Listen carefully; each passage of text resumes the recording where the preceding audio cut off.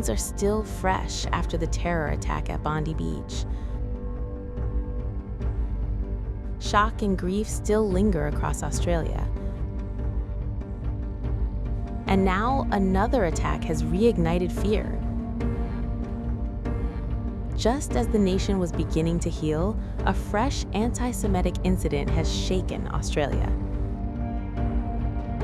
A man was caught on camera ramming his pickup truck into the gate of a synagogue in Brisbane, Australia. Security camera footage shows the driver stopping his Toyota Hilux outside the synagogue on February 20th night and then put it in reverse, knocking down the synagogue's gates.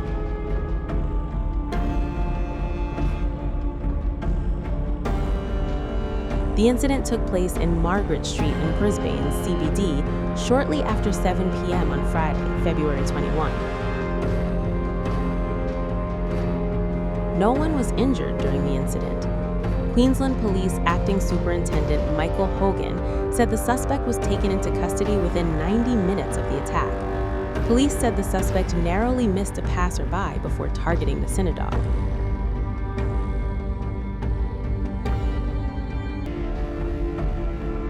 Hogan added that the authorities are investigating whether the suspect's mental health or intoxication played a role in the incident. The 32-year-old Sunnybank man has been charged with willful damage, serious vilification or hate crime, dangerous operation of a vehicle, and drug possession offenses. Queensland Police Acting Superintendent Michael Hogan said the attack was not being considered a terrorist act. He informed that specialist counter-terrorism of officers have been involved in the investigation from the very start, and I can confirm this is not considered a terrorist incident. He added that there was definitely a targeted attack against the Jewish synagogue, and the video surveillance shows it's very clear that the driver intended to do some damage to the gates.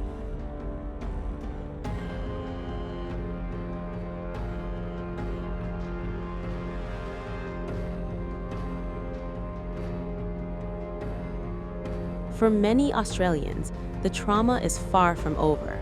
The scars of Bondi remain, and the fear has returned.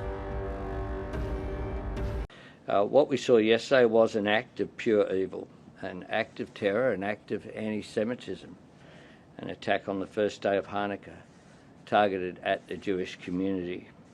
A dark day in Australia's history on what should have been a day of light. And visiting the scene there at Bondi this morning, it was a very physical reminder of the iconic status of Bondi Beach and the Bondi Pavilion.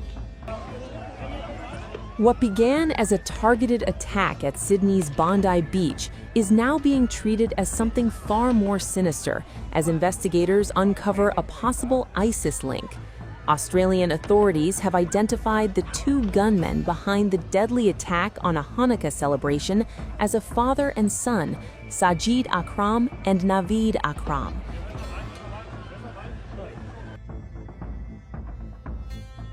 According to Australia's public broadcaster ABC, investigators believe both attackers had pledged allegiance to the Islamic State group.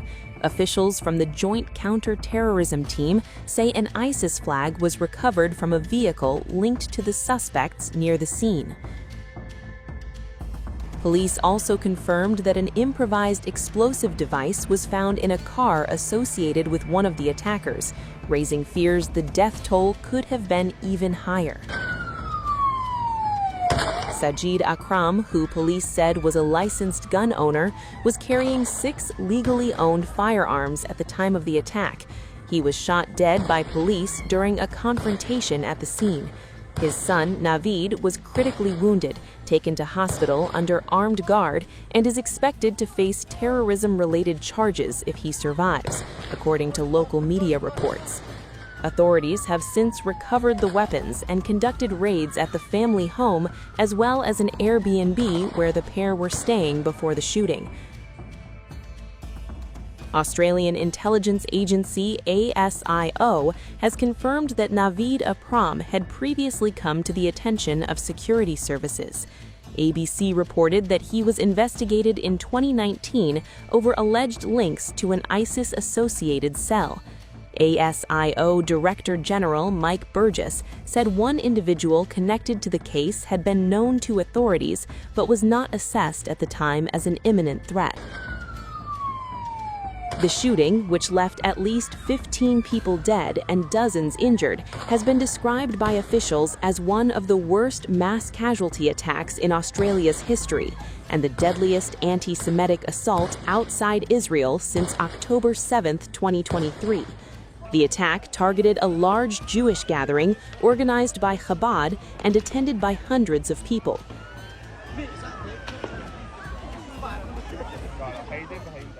The attack has reignited debate over gun laws. Albanese announced plans to push for stricter national firearm regulations, including limits on the number of weapons a licensed owner can hold. He said licenses should not be in perpetuity, noting that radicalization can occur over time. NSW Premier Minns backed reforms, arguing there is no justification for civilians to possess high-powered weapons. Australia last overhauled its gun laws after the 1996 Port Arthur massacre, and leaders now say further changes are necessary to prevent such tragedies from happening again.